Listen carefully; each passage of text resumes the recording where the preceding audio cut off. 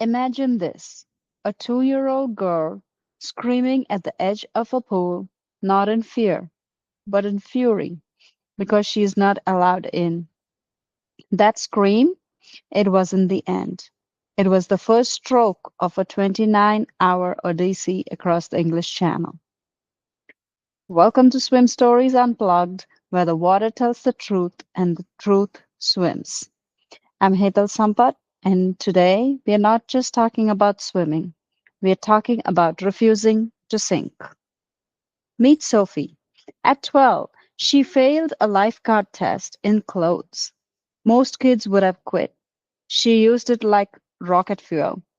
By 15, she was training in winter seas with lifeguards twice her age.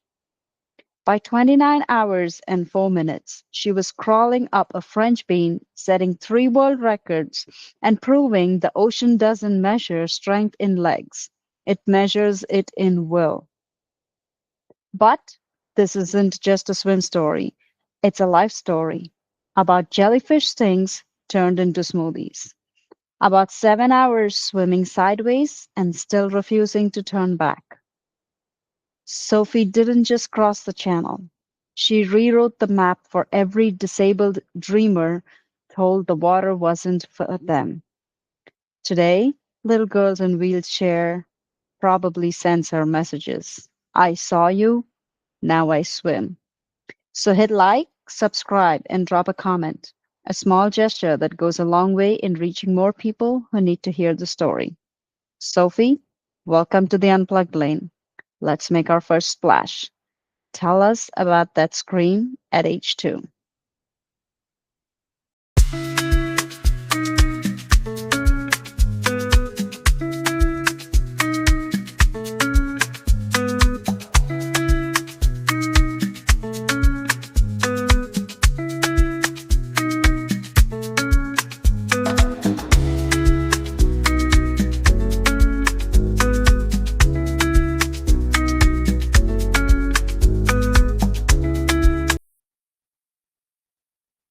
Hi, Sophie. Welcome to Swim Stories Unplugged. I'm so glad you made it today to have a Thank you for conversation with having me. me.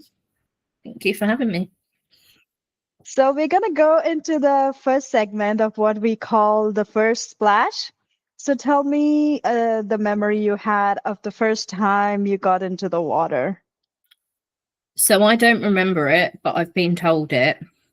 Okay. So I've got an older sister who's 3.5 years older than me. And after school, my mum would take us straight to her swimming lesson. But I was too young to get in the pool because Mm-hmm. I was only 2, I think, at the time or something. And all I've ever been told is that whenever we got to the pool and my sister got in, I screamed my head off because I wanted to get in the water as well, but I wasn't allowed. And eventually the swimming teacher got so fed up that they said if it's going to shut her up, just put her in the pool. And so they did. That's nice. So that's how I got into swimming. That's exciting to hear that you Obviously, I wanted to don't be in the remember it. water. Yeah. So tell me a moment that you remember of when you were in the water. Oh, there's so many. So I mean, I got into swimming obviously when I was very young, Mhm. and was when I was about 5 became Southern Water Baby of the Year, something like that, because I was the youngest person in East Sussex, which is where I grew up, to swim 5 meters unaided.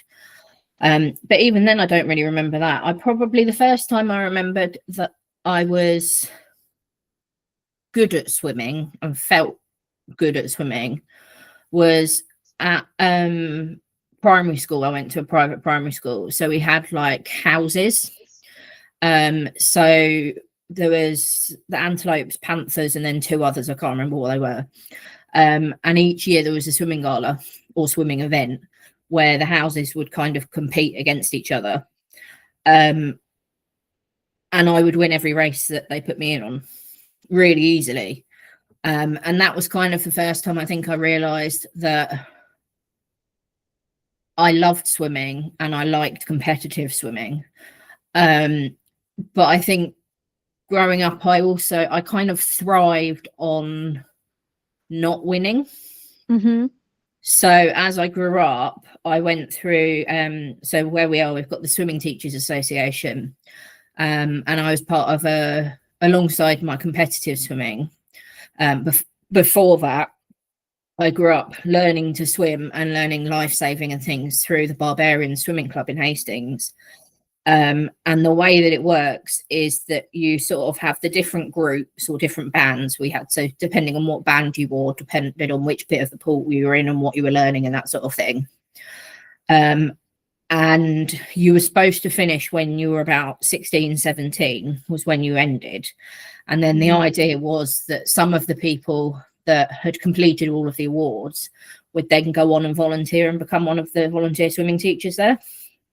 Okay. And I managed to get to the second to last badge, if you like, at about age 12. And the reason being was that I passed every single test that I'd been put in for. And they sort of take into account that you're going to fail a few and stay in those groups for a couple of extra months, but I didn't. And it was a timed swim that let me down. And this I do remember clearly. And I was absolutely gutted because I'd done so well getting through all of them without failing once. No one had done that. And in the end, that was why I started competitive swimming, was to get faster so I could actually complete the badge.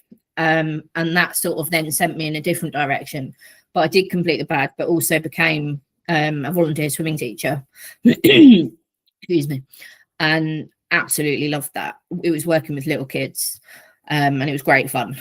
And so, I mean, that was kind of where my swimming journey started, I suppose. And it was from then that it launched off in lots of different directions. But it was always, for me, it was swimming. Through my whole life, really. It's just been swimming is my thing. That's where I'm happiest. It's what I enjoy doing. It's what I thrive on. So yeah, lots of memories. It's really interesting to hear the start of your journey. Can you tell me a little more about how your experience was when you did not get the last stage at the first attempt? How did that feel? It was, I really struggled with it because obviously it had never happened before. So in swimming had always come naturally and been not easy, but it had been in some ways easy for me. It just been it was a natural thing. And the group that I was in, because of it was the second to last award. It was called Seal 4. Clearly remember it. That's how clear I remember it, even now. And I think as sort of a 12-year-old, I expected it to go like every other one had gone. And obviously it suddenly didn't. And the group that I was with, all of the other people in it were obviously much older than me. And so they sort of got a lot more maturity. And I was devastated and cried. But then sort of used that, and we worked. I remember I sat down with my mum and we had a conversation, and I was like, I need to get faster, but I don't know how to get faster and don't know what to do. And that was how I got into the competitive swimming side. But in some ways, failing that, I think, taught me how to overcome things. It's such a small thing, and I've never really thought about it before, to be honest. But it was, I managed to find a way around it anyway and actually eventually do it. And in some ways, by passing that was more rewarding for me than all of the other badges I'd done, because I'd actually had to work for it. It hadn't just come naturally. After that, once I got into the competitive swimming, like the last badge was really easy for me and everything. And I didn't have any issues at all. And it worked really well because it meant that as I finished the badges and became a swimming teacher, I was then still swim training because I was swimming competitively to get quicker and quicker. Sure. So it kind of overlapped, one finished and the other slotted in quite nicely, which wasn't intentional, but kind of really helped me in some ways. But yeah, I suppose it was really difficult as sort of someone that had just always been natural, and then all of a sudden there was this roadblock, and I was like, I don't know what to do. We need to work out how we're going to make this happen. Sure. So yeah, it was an interesting one, but I mean, as I said, even now I remember it, and I remember that it was SEAL 4, and I think it was something weird. It was like swimming 400 meters, I think, in a certain time, but you were wearing like I think it was a shirt, a jumper, and trousers or something. Oh wow, interesting. Okay. It was something like that. So it was kind of it was part of a life-saving type thing. So the awards, you learnt to swim, and then it brought into survival skills and stuff. So in the higher awards, you wore clothes when you were swimming, and I could do a time swim not in clothes, but the added drag from the clothes was what slowed me down and what meant I couldn't get the time in. But it was, I remember that it was the award that everybody dreaded for that exact reason. And there were very few people that passed it first time. But for me, because it was the first one I hadn't passed first time, it was even more difficult because I was like, I should have passed it first time. It's really simple. Right. And it just didn't happen like that. But I got there. Yeah. I have a question. When you were doing all the other ones, were they also in jumpers and trousers? Not all of them. So Awesome. you sort of you learn to swim as a younger child. And basically with the Swimming Teachers Association, as you get to the higher stages and the higher levels, you also do survival skills and basic rescuing and lifeguarding and that sort of thing. Sure. And the system's changed from what it was from when I was in doing the badges. They now literally do it in stages, whereas then it was individual awards. So you sort of got, once you could swim all 4 strokes, they would drip feed, and they still do, where they sort of ask you safety questions. So like, what are the rules of being at the swimming pool? So like, no running on poolside and that sort of thing, no bobbing. And then the higher you got, not only did you get asked the questions, but you then had to perform basic rescues, like throwing the rope, pulling people in, or doing a reach rescue. But because it was survival skills, you also had to swim in clothes, because obviously you never know if you're going to end up in the pool in clothes.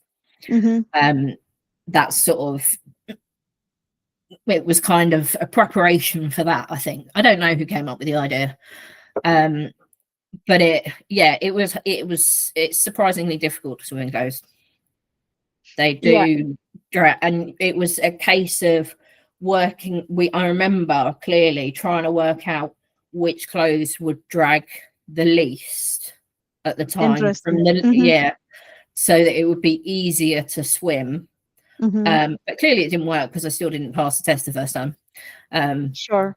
But it was looking back, it seems very strange to do, but in some ways it also makes sense. I see. Yeah, like I was thinking when you were saying like all of these like skills, when you are like, wearing clothes and everything, like, it creates so much drag. So I can imagine. It does. Yeah. So if I was just swimming that distance, I could easily get in within the time. Right. But the added weight, as much as anything, from the clothes, so like the jumper and the shirt and stuff, it makes your arms heavy if you're trying to swim front crawl. Everything just is pulling you backwards constantly. Sure. But then that's what it would be like in real life if you fell in the water and you were in clothes. Yeah, So it does make sense, but it was hard work, I can imagine. very And hard work. was all of this in open waters or was it in a pool? No, so this was all in the pool. Yeah, Pool. this was all Okay. at the swimming pool. Yeah, yeah. Okay. So I didn't get into open water till actually after I'd finished all of the badges. Um, so basically my Friday, it worked out that my Friday evenings was swimming club basically. And my mum was a swimming teacher there, and my sister was a swimming teacher there, because my sister had trained with them, and then I trained with them and became a swimming teacher. But after the Barbarians club ended at like 7 or 8 o'clock or something, there was then a voluntary lifeguard club that happened afterwards. So I actually ended up joining the Hastings Voluntary Lifeguards, and it was through them that I got into open water. So they would we do like rescue stuff we did an hour of theory where we would do resuscitation and learn about the different recoveries and first aid and all that sort of thing. And then we'd do an hour in the pool, which would be learning different rescues and training life-saving skills basically. Sure. And in the summer months, because we lived on the coast, we then had a compound down at the beach, and we would swim down in the sea a couple of times a week, and provided like safety cover for like rowing regattas and events that were on the seafront and things. So I kind of swapped from one to the other, but I did still swim competitively in the pool. And it wasn't until I first really started swimming in lakes that I really fell in love with open water. I loved swimming the sea, and I was first introduced to channel swimming through swimming in the sea. So when I was 15, I think I was 15 when we started training. It was with the Hastings Voluntary Lifeguard Club, and we did also do some rescues with them wearing clothes as well in the lifeguard, so it did tie over. But they decided that we were going to do a fundraising cross-channel English Channel relay swim, Sure. to raise money for the club. And there were probably about 20 of us to start with that started the training, and we trained over, I think it was over 2 years. So it was 14 or 15 when it started. And as we swam through winter, as you can imagine, the numbers dropped significantly as the temperature went down and the weather got worse, and we were still out and training and all that sort of thing. Gradually the numbers dropped, and then we were left with 7 people, and I was the youngest probably by about 20 years, and that was how I was introduced to channel swimming and sort of fell in love with open water. But it was more than just a swim. I think it was sort of meeting other people that did similar things as well. But during the actual channel swim, I was picked for the final team, but I ended up not actually swimming because I was so unwell on the boat. But that was how I sort of transferred from pool to open water, and the more open water I did, the less competitive swimming I wanted to do. And I enjoyed the lifeguarding and the open water much more than I did just swimming up and down in the swimming pool. So I can't remember when I stopped competitive swimming. I think I must have been about 15 or 16 when I stopped competitive swimming, which is when the lifeguarding and stuff took over. I just enjoyed it more. Yeah. And it kind of took me in that direction. I suppose it's the same with everybody that swims. You start somewhere and then the journey goes all in different directions till you find what you want to do the most and what you enjoy the most. And clearly that was open water. That's interesting to hear. I, as a person, am really worried about open water because I can't see below me, and that worries me. I know I probably need to change So that. many people are like that. So many people are like that. I've got one of the ones that makes me laugh the most is so it's a couple of the people that I train, but one person in particular, if we swim in the river, I get really excited when I see fish or like herons and kingfishers. And the best one I've seen was I saw an otter a couple of months ago. It was the first time I'd ever seen an otter, and we were swimming by it. But if you asked her, there were no fish in the river. There was no wildlife in the river. Mm-hmm. And there was nothing under the water, because the idea of it terrified her. So it's quite entertaining. Different people feel very differently. Mm-hmm. One of my friends is insistent that every time I swim outdoors, doesn't matter where it is, there's going to be sharks that are going to eat me. So he refuses point blank to get in open water because he's convinced he's going to be eaten by a shark. Even when he's in the river, he still thinks he's going to be eaten by a shark. Yeah, it's not a you thing. It's a very big, very common thing, but I love it. I'm someone that gets distracted by what's under the water. So I have been known to swim much slower because I'm watching the fish, or the way that the light is reflecting under the water on the weeds that are there. And I find it really interesting and kind of fascinating, which some people find really weird.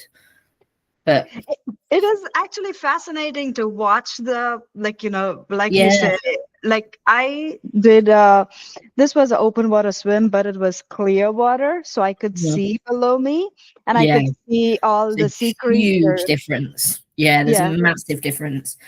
So where I normally swim is in the river in Cambridgeshire, or in the lakes in Cambridgeshire. And depending on the day and the weather, you can, in certain parts of the river, you can see the bottom where it's slightly shallower, and you do often see fish swimming around and that sort of thing. But a few weeks ago when I was in Montenegro, the water's crystal clear, and you can not only see the bottom, but obviously you can see all of the wildlife.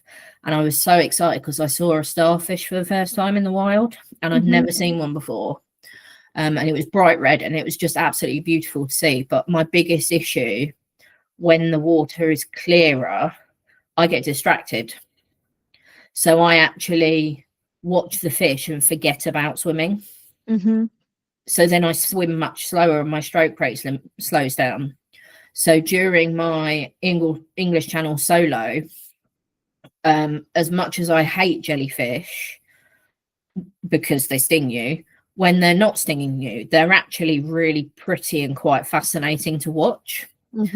And so there were occasions where my stroke rate had dropped because I was watching fish and I was watching what's going on underwater. And it was, we ended up having to get one of my support swimmers in to swim with me because I was just getting so distracted. I wasn't actually swimming. So it has its good things and bad things. But I do, if I see fish, I have to remind myself that I'm actually there to swim, not to watch fish. It is one of my big issues that most people that I swim with know about, and they're just like, stop watching the fish, Sophie. Swim. We know you can swim faster. You're getting distracted again by watching things. But it's how I keep myself occupied when I swim outdoors. So yeah, it's a weird one. I remember the couple of experiences that I had when I was traveling. I was watching the fish and did not realize that, what was happening. But I can imagine when you're actually swimming the English Channel and you have to go somewhere, and that's what you're doing, trying to get to a time. I imagine, that is something that you would get distracted because they're so beautiful underwater and how they swim. Yeah, so I mean, it wasn't I didn't see many fish when I did the English Channel, only really jellyfish, to be honest, and seal. I saw a couple of seals towards the end, but I struggled more in Montenegro because the water is so clear and you can just watch the fish. And I would just stay there for hours and watch the fish if I was able to. So I constantly, on every swim in Montenegro, had to remind myself, no, you need to swim. You need to keep swimming. You need to keep swimming. Last year I did the same event. They were different swims, but it was at the same area. And one of my issues was that I got so distracted by the fish. My times were really, really slow in comparison to what I was expecting. And I tried for a while to work out what it was. And I think it was just that I was watching the fish. So this year I was very, very aware of it and reminded myself constantly when I realized that I was actually starting to watch big shoals of fish and things. And it's really interesting to see how they move through the water. But I clearly remember I think it was the last day this year, it was quite a tough swim. You were all right going in one direction, but coming back was really hard work.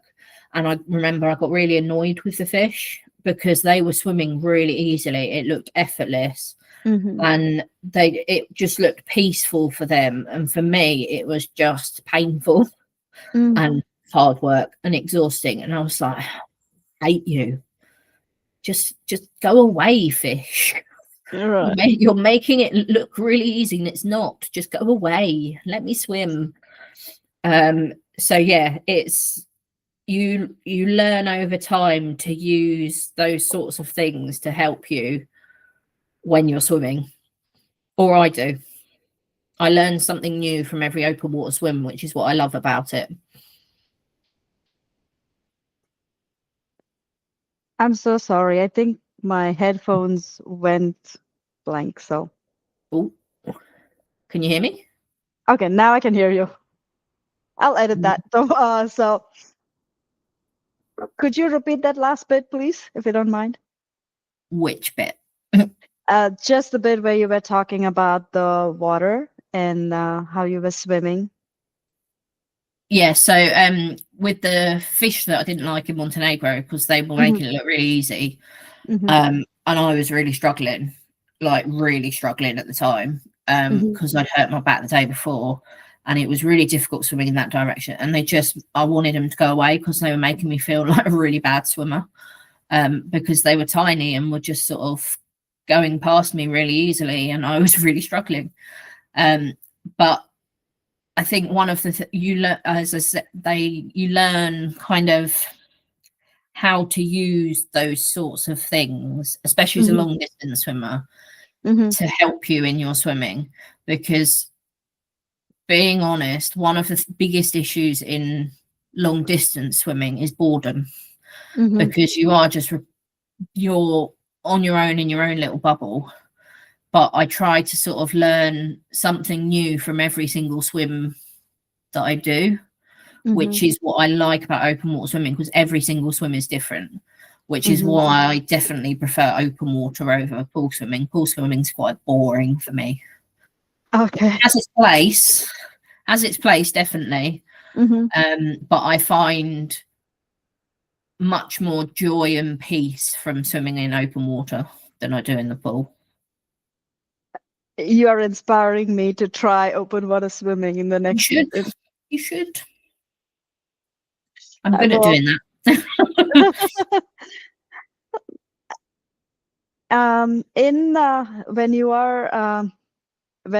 I saw your post, like, was that just the post where you had just finished the English channel, correct?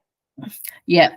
So that actually happened in 2023, so a couple of years ago now.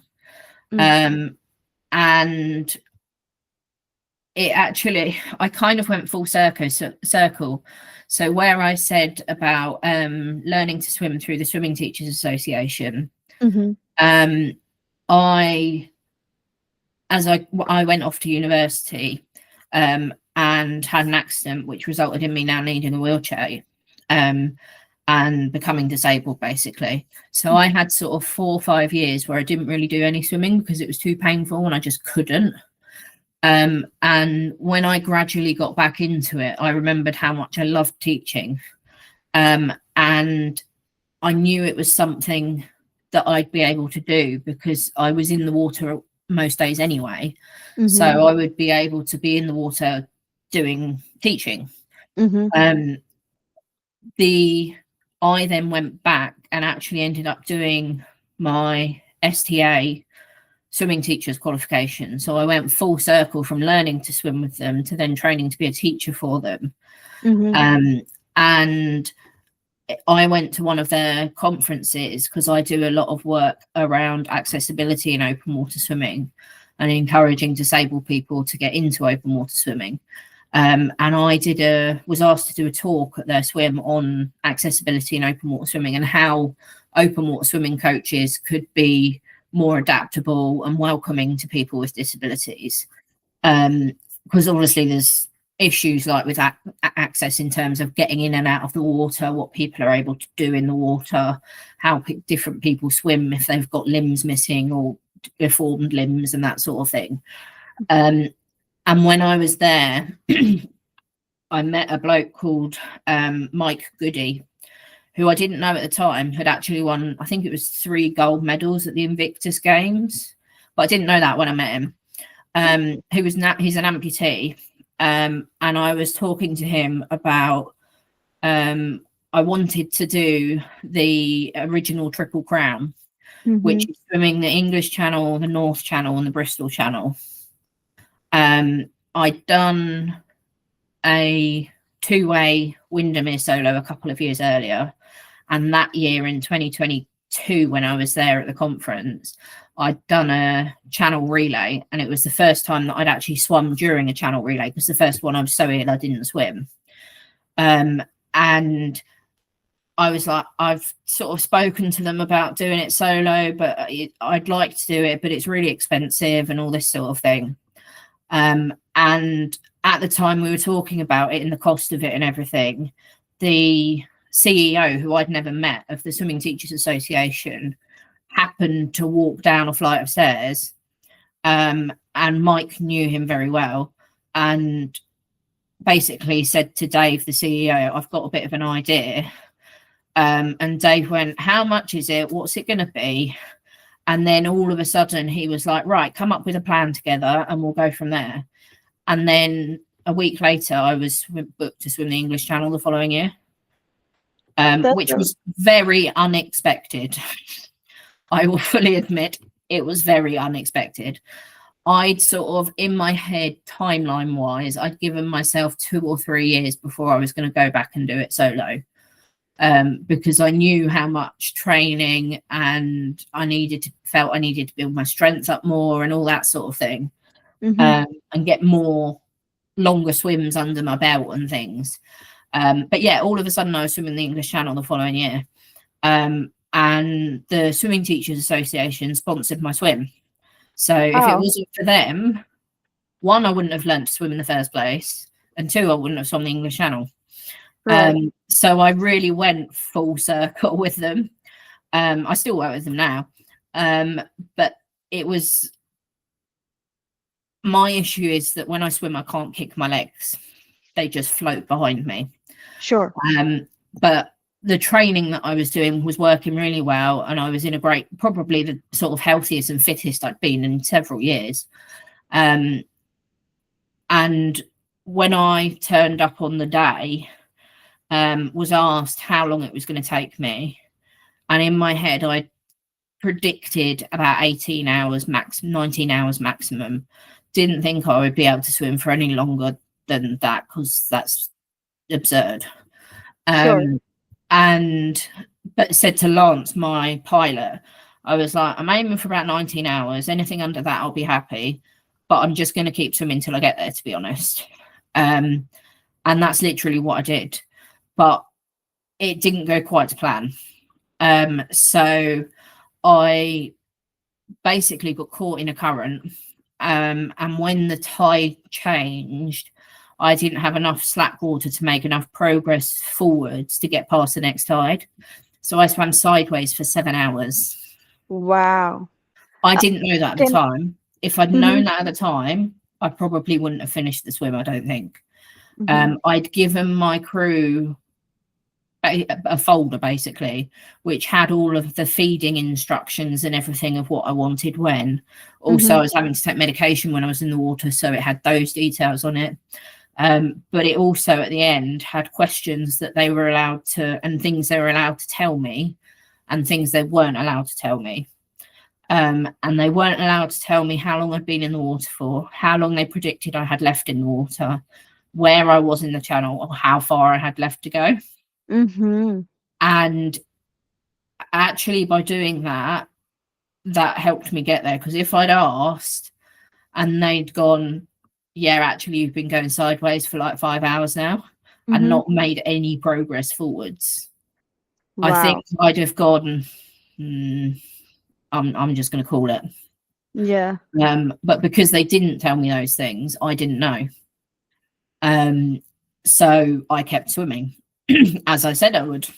Mhm. Um, and the first time that I asked, um, and I'd been having, to me, it was a natural thing to ask because I'd been having a conversation in my head with myself, probably for a good hour and a half, Mhm. saying I must have been in the water for more than sort of 18 hours now. It must be. I should really ask them how long I've been in the water for. Do I ask how far have I got to go?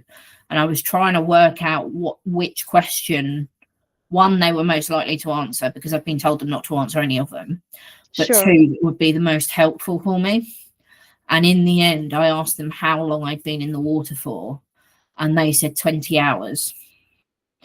Um, I don't really remember it, but apparently I turned around and went, right, I'll go to 24 and then I'll get out.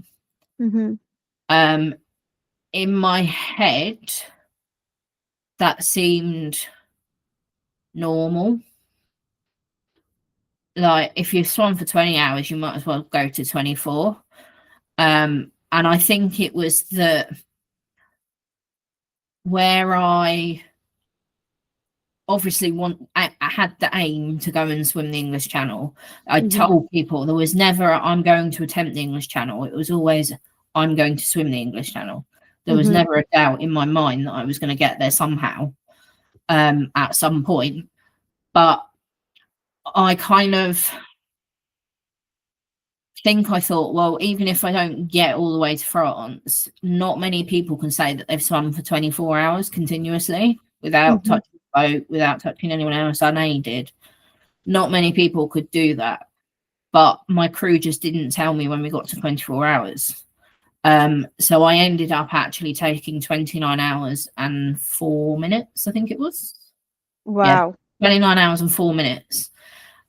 So ended up setting 3 world records, um, Congratulations. unintentionally. Thank you. Um, yeah. So it didn't go as planned or expected, really. Mhm. Um, but now I don't really care because I finished, and not many people can say that they've swum the English Channel. And actually, it wasn't just the swim; it was the journey to the swim that's totally changed my life. Totally changed my life. Totally changed who I am, Mhm. because there's so much mentally that you go through. But for Sure. me, the process, so before my channel swim and before my training for the channel swim, I was quite a quiet person, didn't very often speak up, um, reasonably withdrawn. I was getting more confident, but I was still getting used to being disabled and working out what I could do on my own and what I needed help with and that sort of thing. Um, and during the journey for my English Channel swim, I travelled on a train on my own for the first time in my wheelchair. Mm. I went and stayed somewhere with people that I'd never met before for the first time in my wheelchair. I travelled all the way to Wales. I travelled to Cornwall, Dover, all these different places, and doing all these different things that never in a million years would I have done if it wasn't for the fact that I was training to swim the English Channel. So, although I'm grateful and I'm proud of the world records, for me, I don't think that's what was most important. They're big and impressive and things, but that's not why I did the swim. Mhm. Um, yeah, it's a strange one because when you don't set out to set a world record and Mhm. then you end up setting 3, it's I never sort of go around telling people I've got loads of world records and things. It's just kind of is what's there. I Mm-hmm. didn't intentionally do it. Sure. It just kind of happened in with what I was doing. So yeah, I ended up getting the world record for the longest ever one-way solo English Channel crossing. Mm-hmm. The first person with complex regional pain syndrome, which is the health condition, one of the health conditions I have, to swim the English Channel. And the other one was the longest ocean swim for MP3, which under Guinness World Record is like lower leg muscle weakness. So I was aiming or hoping to be the first person with complex regional pain syndrome to swim the English Channel, but the others were just kind of happened unintentionally. Wow. So yeah, it's been an interesting few years. It's very inspiring to hear your journey, Thank for you. sure. And I'm like, I have like so many questions now. That's okay. So, but you mentioned about slack water. What is slack water? So in the English Channel, the tides go up and down rather than in and out. If you're like a normal beach when you watch it, obviously you get high tide when it comes all the way in, it comes up much higher up the beach, and low tide when it's further out. In the English Channel, they kind of move sideways, I suppose. And between them, as the tide changes, you normally get water which is not really moving in any direction, which is called slack water. So it's as the tide changes, and depending on the size of the tide depends on how much slack water you got. And I swam on a spring tide, which is a bigger tide. So I always knew I was going to swim further, but my strength has always been that I can get in and just swim. I don't get tired as such, and I just keep going.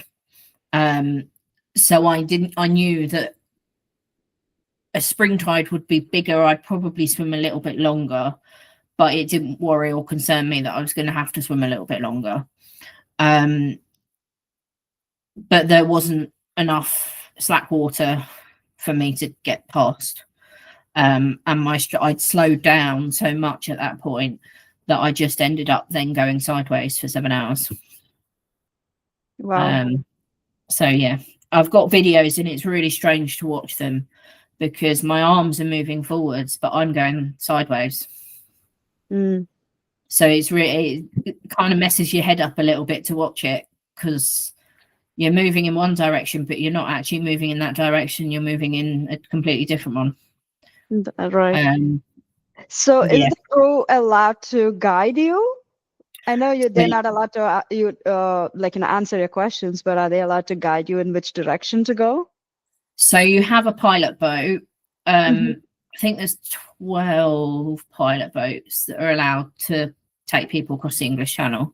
And they do guide you and get you to where you need to be, basically. But they can't help tides.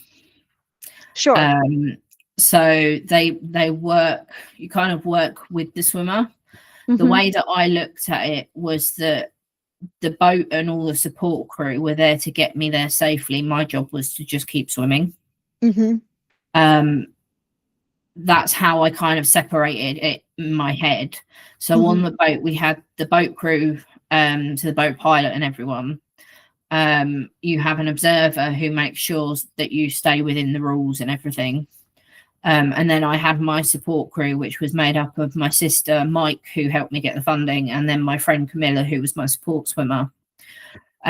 So when you do the channel, you meet the boat at Dover, get on the boat, and you normally go around I went to Shakespeare Bay, which is just around the corner. It's about 10-15 minutes on the boat to get around.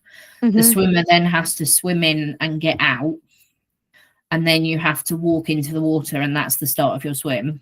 Because at the other end you have to clear the water unaided on your own, and there has to be land between you and the water before the end of your swim-ins, basically.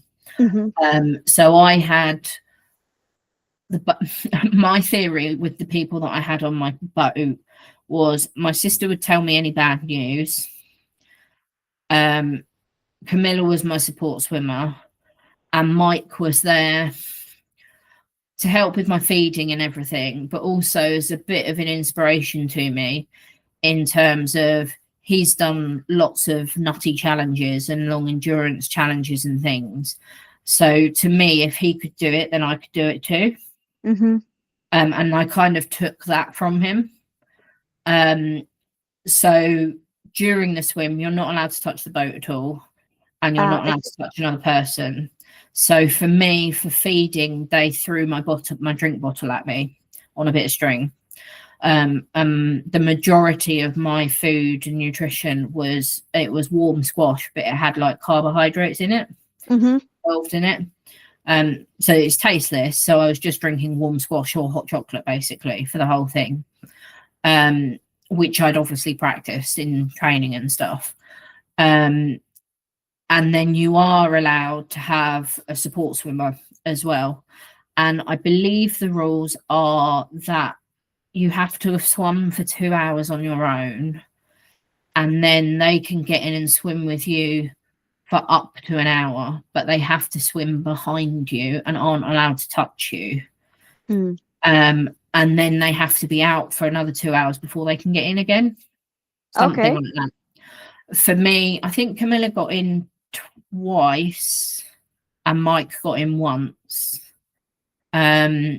So one of them was Camilla got in because I was lagging basically. So I was running out of energy, just running out of puff, and getting slower. My stroke rate was getting quite slow. So by getting her in, I know that she's a slightly faster swimmer than me. But I knew that she wasn't allowed to swim in front of me. So by knowing that she wasn't allowed to swim in front of me, it made me swim faster because I didn't want her to swim in front of me. If that makes sense, kind of. So I'm gonna understand this clearly. Your support swimmer, that's your friend Camilla, she was not allowed to swim in front of you? No, not at all. Oh. So when you say like when you saw her in the water, it just pushed you to swim faster? Yeah. Okay. So I know that Camilla is a faster swimmer, not much faster, but she is a faster swimmer than me. She knew the rules. She'd done a channel relay 6 weeks earlier, I think it was. She originally wasn't meant to be on my boat. The person that was ended up in hospital. So she was a last minute. I mean, like she found out the week beforehand, 2 weeks beforehand, that she was going to be on my boat. That she agreed to be on my boat. But I'm so glad that she was. Without the team that I had, I wouldn't have got there. So although channel swimming and marathon swimming is technically a solo sport, it's really not. So I was told that at one point on the boat, every single member of crew and support crew wanted to pull me out of the water and stop the swim at one point or another during my swim, but that everybody else on the boat convinced that person I was okay. And so I was allowed to carry on swimming. So if it wasn't for the people that I had, and if I'd had even just sort of one person different, I don't think they'd have let me swim for so long. So I was really lucky. But Camilla was so much help to me most of the time. So she made me swim quicker. And it's also just nice having someone in the water with you because it can get quite lonely. When all you can see is the side of the boat, you occasionally make eye contact with people. When you feed, you don't really have a conversation or anything. You just feed and then go. So you're literally in your own head for however many hours you're swimming for. So just seeing someone else's arms, even if it's there sort of by your hip, it's reassuring and quite comforting just to give you a bit of company every now and again. So it helped me speed up, but it was also just actually, no, I'm not on my own. The guys are all on the boat and they're all supporting me and cheering for me and everything. So she got in twice, pretty much for the same reason both times. And Mike got in because at one point I started actually getting the cold. I was feeling cold, and just losing motivation to carry on swimming. So Mike got in, and I hate him for it even now in some ways. So as I said, Mike's an amputee, so he's only got one leg. And he got in and he was swimming a mixture of side stroke and doggy paddle next to me, whilst I was swimming front crawl as fast and as hard as I could. And he was shouting motivational things at me and encouraging me to keep going, keep swimming and things, and one stroke after another. But he was literally doing one leg doggy paddle and side stroke next to me, who was trying their hardest to swim front crawl as hard and as fast as I could at that time. And I could have killed him for it. I was like, just go away. Leave me alone. Leave me alone, Mike. Like, stop showing off. You're showing off. So after that, everything that went any sort of way wrong was Mike's fault. And he knows that. So when I got stung by a jellyfish, Mike's fault. Couldn't have done anything about it. Right. But it was Mike's fault, and it helped to have someone to blame somehow. So it was his fault. He knows it was all his fault. How did you manage when you got stung by a jellyfish? This is going to sound quite aggressive. I kind of promise I'm a nice person mostly. I respect wildlife and like wildlife. So the first time I got stung, it's kind of like feels a bit like a Chinese burn that you get when you're a kid. If you I don't know what it's like where you are, but one of the things that kids would do would be like twist their arm so that until it burns. So it kind of feels a bit like that. And the first time was I was expecting to get stung by jellyfish. I knew I'd be lucky to get across without getting at least one sting. So I was kind of okay with that. When it happened again, I then imagined that it was okay because the jellyfish would then get hit by a boat. So then the jellyfish would get a headache. This is how it worked in my brain in the channel in the middle of the night. Just clearing that up. It's not how I normally think.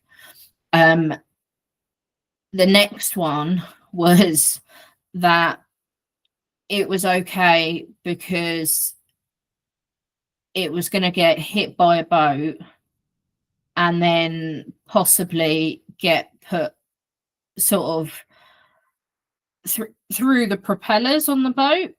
So in my head, I kind of got through the jellyfish by imagining that they were slaughtered after they'd stung me. So the way that I thought of it and described it was that I imagined that they got turned to jellyfish, into a jellyfish smoothie. I'd gone through a blender. So if they stung me, they then got murdered. So it was okay because my anger was being taken out on them because they'd stung me. So it was fine. Right. As I said, it's quite aggressive, but in my head it worked. Yeah, and so, what it's what's the word I'm looking for? It appalls me to even imagine, swimming for so many hours at a stretch.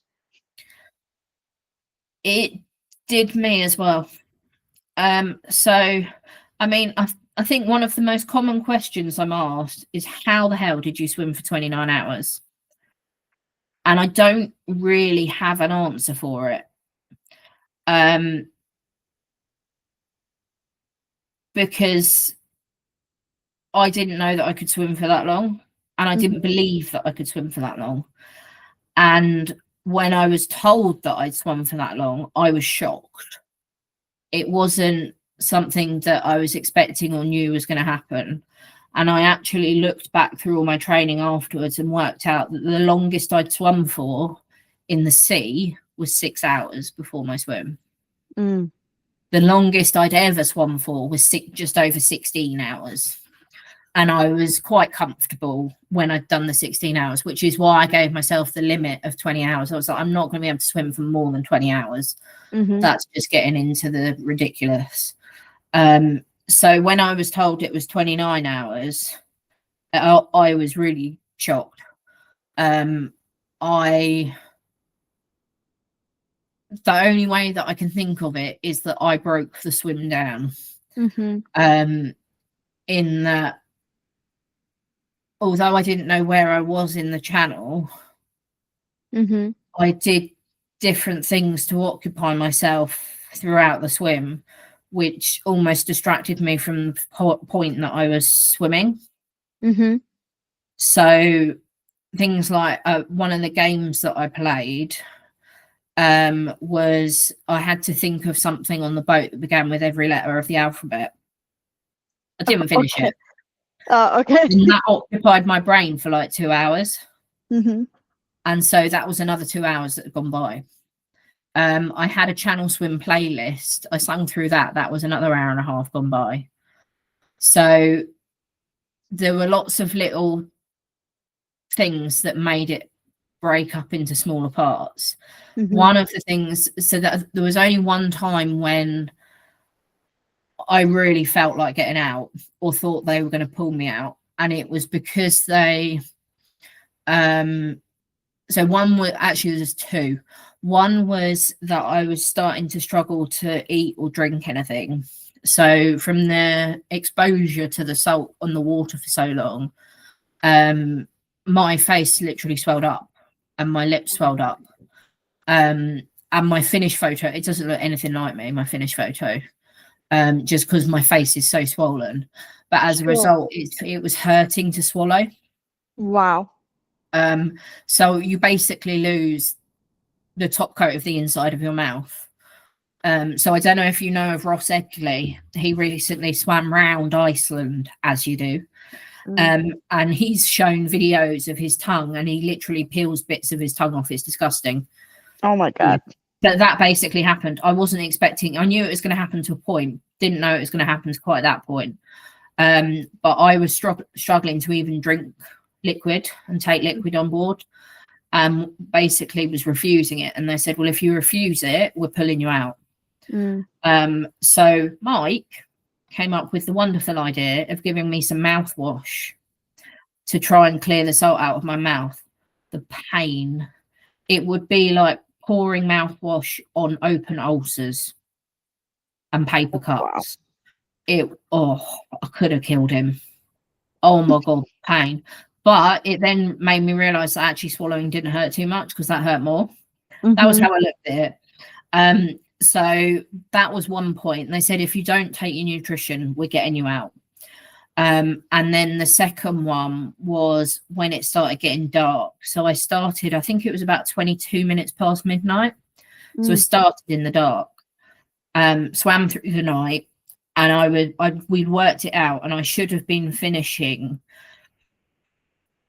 And on the way back, we should have been watching the sunset, basically, on the way back. But it had started, I could feel that the sun had started to set, because you can feel it on your back, because the sun on your back, it makes a huge difference in terms of how cold you feel. Even though the water isn't colder, it feels colder because you don't have the sun on your back. What is the water temperature like? It's about 17, so it wasn't too bad. So it wasn't, I didn't really have many issues. It wasn't till I must have been in the water for at least 24 hours before I felt cold. And I was then hugging my feed bottle, which was warm water. And the way I got around it was one of my friends that I'd made during training gave me the tip of, he's Welsh, and has swum the Bristol Channel several times. And he said he always has a red Welsh dragon on his boat, his support boat, whenever he does a marathon swim. And when he's feeling cold, he imagines that the dragon's breathing fire over him. And it's little tricks like that that make you feel warmer. So every time I had a drink, I didn't just drink, I imagined it spreading throughout my body, and that made me feel warmer even though I wasn't warmer, if that makes sense. So it's all psychological. But the other time I nearly called it quits was when the sun started setting, and I knew that I should have finished. And I could I could see France, but I could see it was a long way away still. And the sun was setting, and I was like, I don't know about this. I should have finished by now. Mm-hmm. And that was when I got told that I'd been in for 20 hours, and they didn't tell me how far I had to go. And I was contemplating getting out at that point, simply because I was thinking, if I haven't made it in 20 hours, I'm just not going to get there. Mm-hmm. So which is where I said to myself, well, if I go for 24, then that's a full day, and not many people can say they've done that. And then I'll just call it quits. And that was how I had it in my head. They just didn't tell me when I got to 24 hours. So if they told me, I'd have got out. Right. But I think they knew that. Which is why they didn't tell me. But as the sun sets, obviously you feel colder. But at one point, and I still can't explain it, still don't know how it happened. Camilla doesn't know how it happened. My pilot doesn't know how it happened. As it got darker, and it gets really pitch black in the middle of the channel, and you can't see anything, because if you look down, it's dark. But if you look to the side, it's dark. So literally all you see is like maybe some lights from a ferry or a tanker or the boats. That's it. You can't see anything else. And all of a sudden, I was on the opposite side of the boat that I'd been swimming on. So you swim kind of next to the boat. I was swimming level with where the pilot sat. So every now and again we could get eye contact. And I'd swum in that place the whole time. But all of a sudden I was on the opposite side of the boat, going in the opposite direction. Don't know how. But Camilla was awake at that point, and basically everybody panicked and was trying to work out what the hell had happened, and to get me back onto the right side of the boat and facing France, not England, and not starting swimming back towards England, which is what I was starting to do. Don't know how. And Camilla just went, you need to go that way. No, that way. And I was trying to swim in different directions, and she was just going, no, that way. And apparently she was pointing, but of course it was pitch black, so I couldn't see which way she was pointing. She was like, no, that way. And this interaction went on and on between us. And she was like, right, turn 180 degrees and now go that way, swim straight. And it was just like, oh God. But we've still no idea how it happened. But actually small interactions like that kind of kept me going in some ways. And I laugh about them now. At the time it was quite scary, because I'd been swimming in the same position for 20 odd hours, and all of a sudden didn't know where I was in relation to the boat. So on my boat I put you obviously have like the green and red lights and stuff from different boats that you can see when you're swimming. Other than that, you can't see a lot. But what I did, which was a game changer for me really, was I put like a fairy lights on the front and the back of the boat that were totally different colours. I think one was pink and one was purple or orange. And it meant that at night I could see where the front and the back of the boat was, so I knew where I was swimming. But because I was on the other side of the boat, there weren't any lights, so I literally didn't know where I was. And it was just a little person in a very, very big sea, all of a sudden not being able to see very much at all. And that was probably the most terrifying moment of the swim, to be honest. Wow, I can imagine that. Like, with Camilla going, no, go that way. And if it wasn't for the fact that Camilla was keeping an eye on me and could see where I was going and was shouting at me, I think I'd have properly freaked out, to be honest. Because it was a horrible feeling, just not knowing. Although I didn't know where I was when I was swimming the other side in terms of in the channel, I knew where I was in relation to the boat and the people that were looking after me on the boat. And then suddenly not knowing was very, not particularly nice. Yeah. No. I'm imagining the scenario, and I'm like, what would I do in that situation? It's funny looking back at it. Camilla and I laugh about it now. And I wind her up every time, and it's kind of become a joke between us, in that we both have awful sense of direction. And no matter really, whenever we get together, we manage to get lost. So like we've become really, really close. And she lives in Kent because I'm in Cambridgeshire. So we sometimes sort of go to London and meet in London and go for a swim and see each other. Sure. And on one occasion, we managed to lose her car in a car park. I attempted the Bristol Channel last year, and we'd driven in the daylight to where we needed to go because we were starting at silly o'clock in the morning again. So I wanted to make sure we knew where we were going. In the evening, got lost several times. So it doesn't seem to matter where we go, we seem to get lost. And it's just become a joke between us. I was like, you remember that time in the channel when you told me to swim that way and were pointing when it was pitch black? Yeah. And she goes, yes. Yes, I do. But apparently it was a really scary moment for her as well. She said it really unnerved her. Yeah. They all sort of freaked out a bit, but we still don't know how it happened. Yeah. I don't know if I went under the boat or what. I was just suddenly on the other side. It was really weird.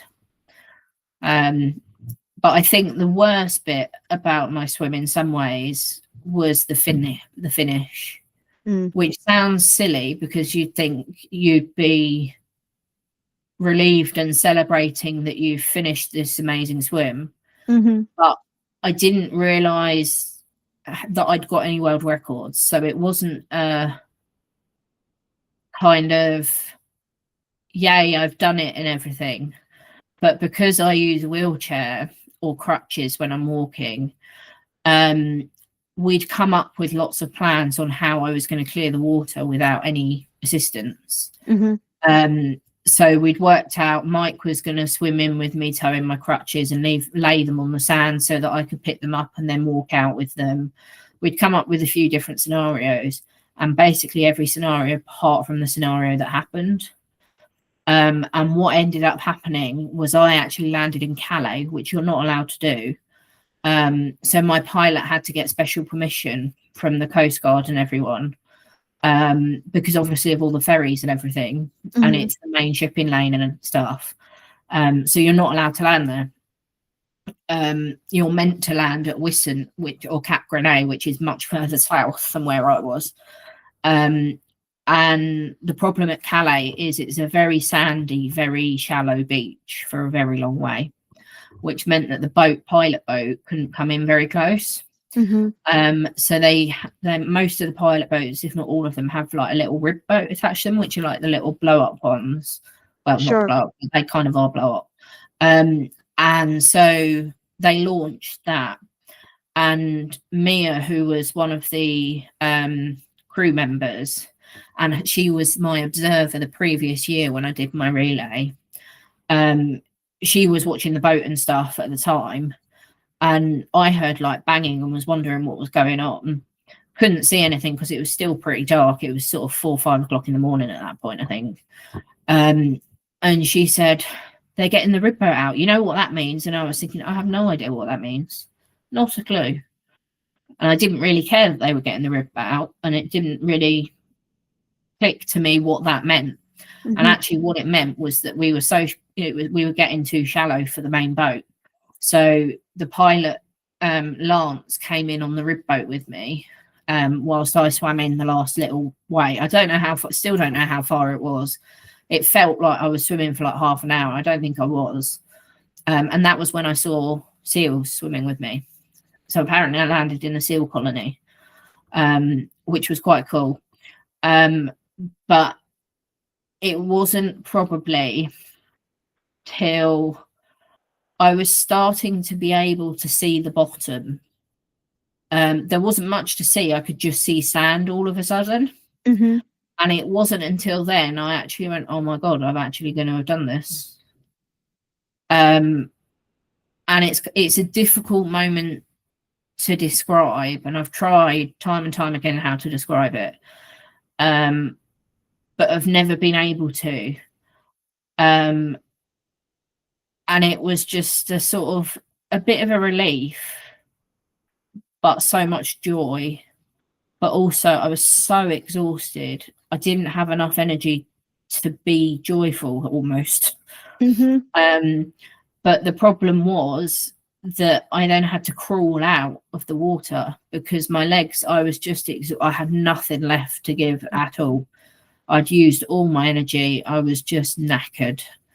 And because it's a long, shallow, sandy beach, I swam as far in as I could and basically beached myself till I was on my belly and couldn't swim any further, and then had to crawl. But of course, because you have to have land between you and the water, it meant I had to crawl all the way up the beach, and it felt like miles. And Lance, my pilot, was going, keep going, you need to keep going. I was like, no, I'm out the water. He went, no, you're not, there's water around your toes, keep going. And there was quite a bit of swearing of me at him, going, I'm out the water now. He went, no, you're not, there's still a puddle around your toe, you still got this, and like a little bit further. And I was just like, oh, and eventually he said, yeah, that'll do. And I just collapsed in a heap. And the only finished photo I've got of me in France is it is horrendous, and it is me sitting there basically looking at the sea, absolutely just dead to the world. Like, my face is huge. You can tell I've had the exposure to the salt for so long. It's just awful. And I think one of my biggest regrets was that I didn't get any other photos on the shore. But yeah, a lot of like loads of my friends that have done the channel swim have got like videos and pictures of them running out and being cheerful and happy and ecstatic that they've done this amazing swim and things. And then I've got a really miserable photo of me. So the end of my swim was not particularly pretty.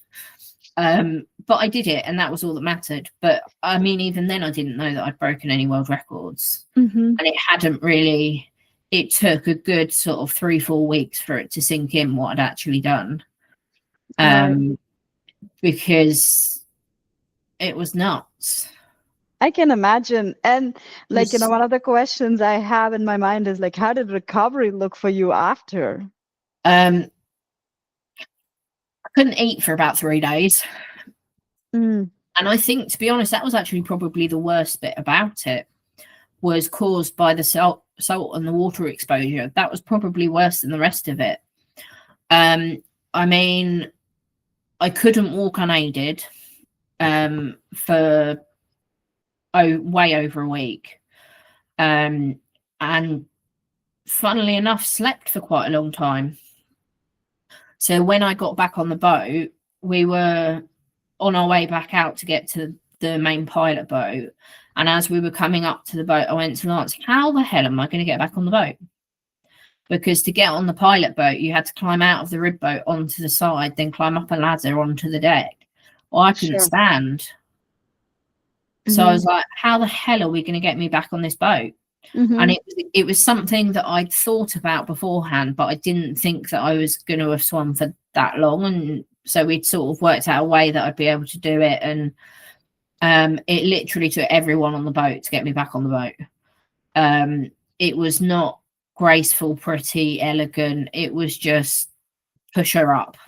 And I clearly remember the first thing when I got, so they tried to pull me up and I said, oh, I'm just going to stay on the floor. And they were like, it's cold on the floor, it's better if you're sitting on a seat. And I was like, yeah, but if I'm on the floor, I can't fall off the floor, whereas if I'm sitting on a seat, I can slide off the seat and fall off it. So I'm staying on the floor. And it was then that the shock and hypothermia set in. And it was going from being in a horizontal position for 29 hours to being upright. It completely screwed my body up. It, like, my sense of balance and everything just went completely out the window. And I felt very cold, very dizzy. I was incredibly thirsty, so had several bottles of drinks and then threw it up again. But I've got a picture of me where basically, in the end, basically, Camilla and my sister basically stripped me and got me undressed and changed to get my swimming costume off to try and warm me up and get some clothes on me. And I've got a picture of me with, like, I can't remember if it's one dry robe or two wrapped around me, plus blankets around me, and I've got my hat pulled down, and all you can see is my eyes because I've got this blanket up to here. And I tried covering my eyes and was told off, and I was like, they were like, no, we need to be able to see your eyes to make sure you're all right and all this. And I was just like, I'm cold, I want to go to bed. But yeah, it once I had sort of, my body had calmed down a little bit from the reaction of going from flat upright to upright. I went down into the cabin, so I bum shuffled down the stairs into the cabin, so I was out the wind, and once I was down there I was all right and warmed up quite quickly and fell asleep. So I slept for about an hour and a half, and then woke up because the vibrations, so my legs and feet are hypersensitive as part of my condition, so any vibrations or whatever, anything touching my legs is painful. And the vibrations of the engine of the boat changed, and that's what woke me up. And I actually woke up to Lance having the bottom of the boat open, looking at the engine of the boat, and I was just a bit like, is everything okay? And apparently they were fiddling with it and stuff, and I was like, I'm going to go upstairs because I don't really want to know that the boat's like broken down or anything. So I went upstairs, and weirdly, once I was upstairs, I was absolutely fine, and it was like I hadn't swum, and we just had a nice chat, and it was a beautiful day. The sun come up. It was really nice. It was a bit strange, but apparently we'd run out of petrol. Okay. So the boat was starting to not be very happy with us because we'd run out of petrol because we'd been on the boat so long. So my crew, I think we worked it out, they were on the boat for about 36 hours bobbing on the boat. I don't know how they did it. I get very seasick when I'm on boats, so how they bobbed for 36 hours I will never know. And yet you completed the English Channel. I did it, so that was all I cared about. But yeah, it was quite a long recovery. It was more the fatigue than anything. One thing that I was thankful for, I hated my mum at the time for it, but she made me get up and move. So I slept for sort of 10 out of 11 hours or whatever in bed, and then she made me get up and move to the sofa of where we were staying, and then I went to sleep there, but because I'd moved I didn't completely seize up. So that's my biggest advice to anybody now, is make sure that you don't just stop, keep moving your arms and your legs, otherwise you will just stop. But yeah, I was really fortunate. I didn't get any injuries from it, and so you quite often get not wetsuit rash, it's like a friction burn. It's where the salt is so abrasive against your skin, so you end up with like friction burns and stuff. And the only place I got that was in like the crease of my elbow, weirdly, which was, I don't really know how. So I was quite fortunate in the recovery. The biggest issue was the eating, and that I just couldn't eat or chew for like 3 days. I had melon and warm soup, and that was about it for 3 days.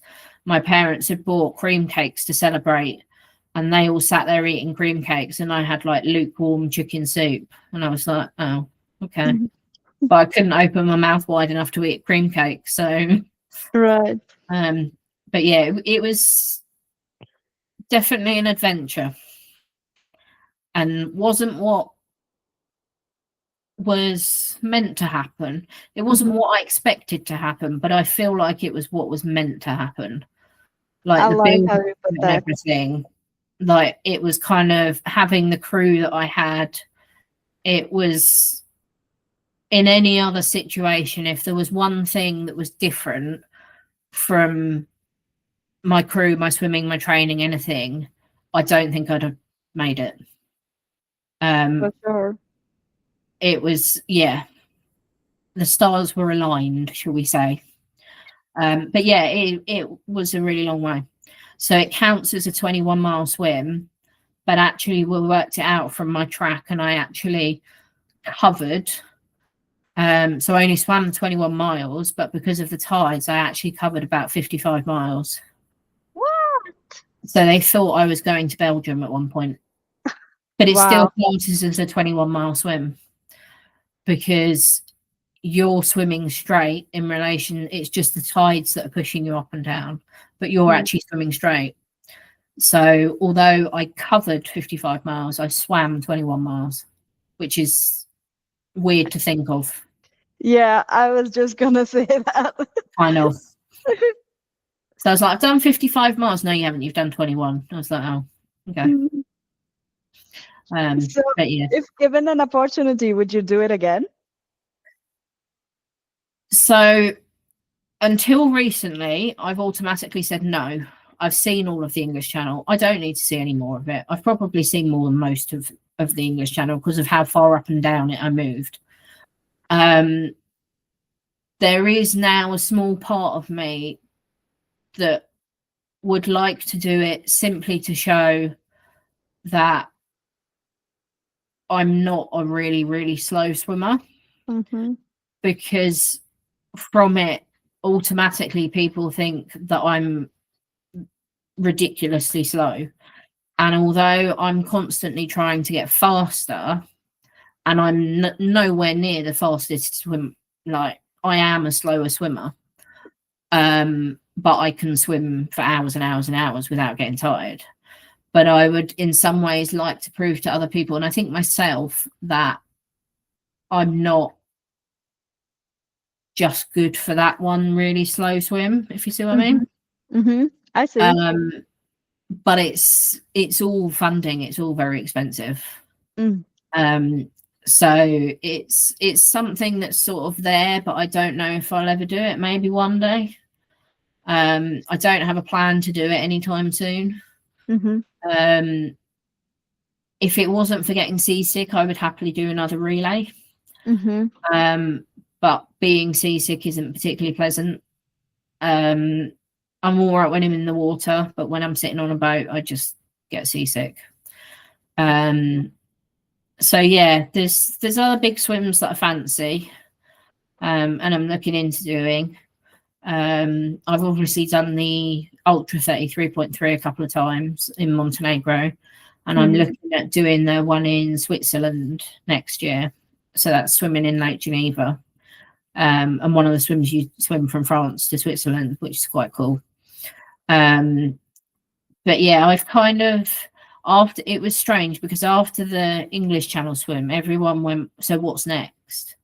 So I felt like I had to do another big swim the following year. So I managed to sort out doing Bristol solo the following year, and I ended up getting pulled out after 14 and a half hours. On that night, there were 3 people that had attempted it. None of us made it. One lasted a couple of hours, one was about 5 hours, and then I was like 14 or something like that. But I then kind of felt like I wasn't doing the swim for me. So before, the Channel swim was because I wanted to do it. My Windermere 2-way was because I wanted to do it. The Ultra 33.3 last year was because I wanted to do it. And it's not just for like the Ultra 33, it was like I wanted to try and travel abroad as a wheelchair user for the first time, and do a swim abroad for the first time, like an actual swim event. So I think if there's one thing that I regret, is doing Bristol the following year. And almost trying to please other people, I suppose. Sure. I've learned a lot from it. I learned a lot from Bristol, even though I didn't complete the swim. I wouldn't have completed Montenegro last year if I hadn't had the experience in the Bristol Channel, I don't think. It's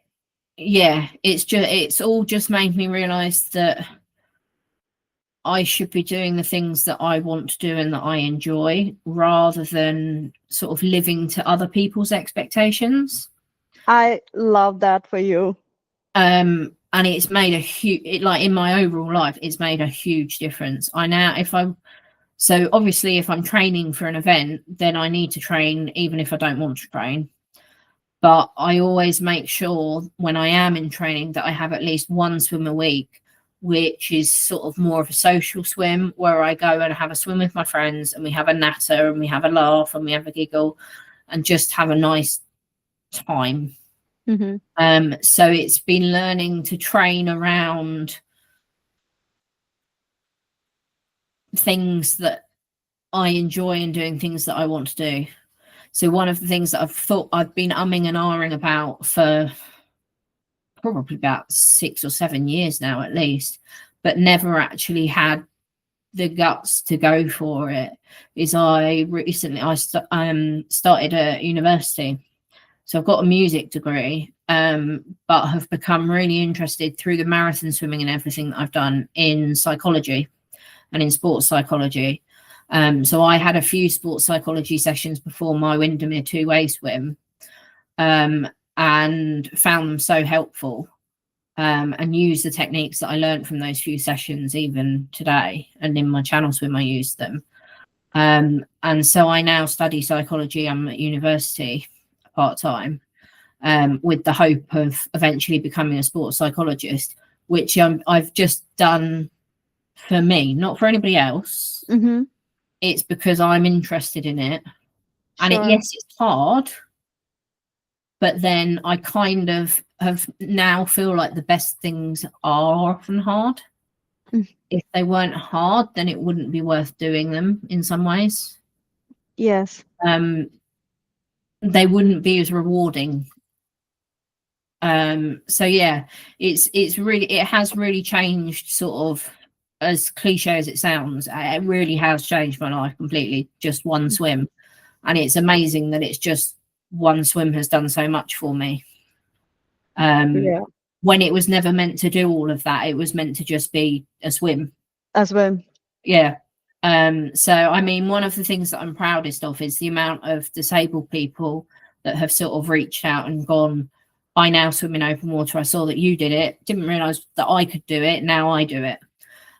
So I work with people on improving accessibility to swimming and things, which I absolutely love, and sort of advocate for people with disabilities that want to do swim events. So I've worked with a couple of charities. The most recent one was with the Richard Whitehead Foundation. And I don't know if you know Richard Whitehead. He's the runner who's double leg amputee from the Paralympics. And it's his foundation, and they provide support runners for like marathons and things for people with disabilities. And they've branched out into doing swimming support partners. So this year they piloted the scheme at the Swim Serpentine in London, and I supported. We did, me and my friend Sophie. So we were Team Sophie because we were both called Sophie. Did 2 miles. She's got stage 4 cancer, and so has lots of difficulties and things. And we got her. It took her 2.5 hours to do the 2 miles, but we got round it together, and that was all that mattered. And being able to have the chance to do things like that, and things like, there's a little girl. The other thing that I'm really proud of that I've done this year, there's a little girl called Una who lives in Edinburgh, and she's a wheelchair user and has got lots of neurological difficulties and stuff, but loves swimming. And swimming kind of became part of her physiotherapy and that sort of thing. And she now swims for a club. And she contacted me. We got in touch after my English Channel swim, and she followed my English Channel swim. And her mum reached out to me on social media.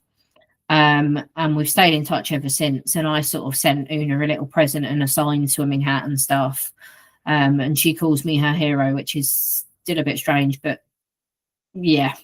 But we finally managed to meet up this year for the first time. So they came down from Edinburgh, and we met at Peterborough Lido. And we did a swim at Peterborough Lido together, which is one of the places I like swimming. And then the following day we went down to Shepperton, and there's a charity called Level Water, and they provide free swimming lessons for kids with disabilities.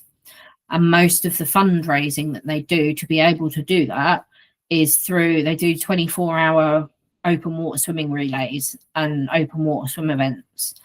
So you have your team and you swim an hour each throughout for the 24 hours. And we managed to sort it so that Una did one of the loops. So she was a team of I had a team of disabled swimmers there, and she became part of our team.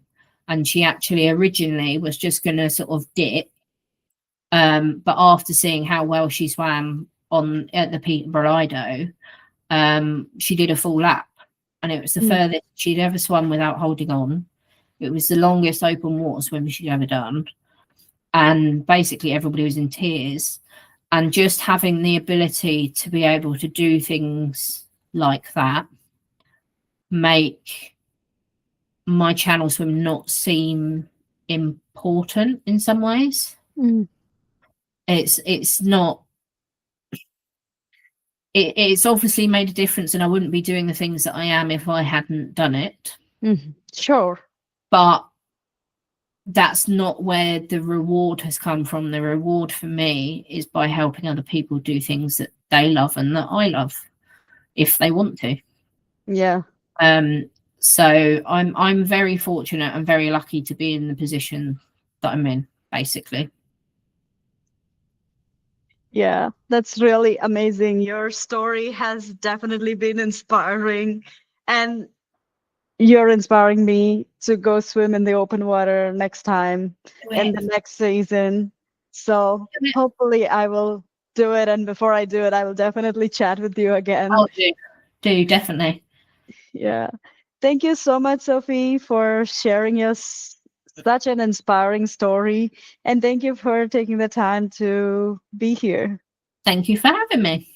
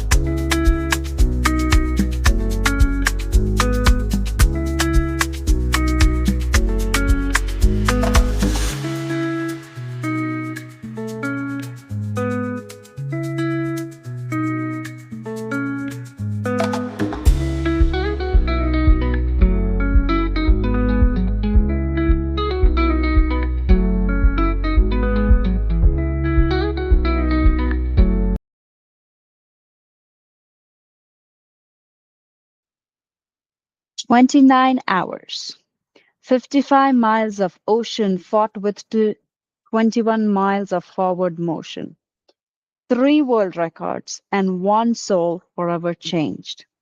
Sophie didn't just swim this English Channel. She carried every doubter, every fear, every jellyfish sting on her back and laughed at them. She turned failure at age 12 into a badge that said, "I'll be back, faster and stronger." But the real miracle? It's this little girl in Edinburgh now swimming laps without holding on, because Sophie showed her the water has no limits. It's wheelchair users lacing up to toe floats, whispering, "If she can crawl out of Calais, I can crawl into the lake." This conversation wasn't just inspiring, it was a blueprint. For anyone told your body can't, Sophie's answer: "Watch my arms."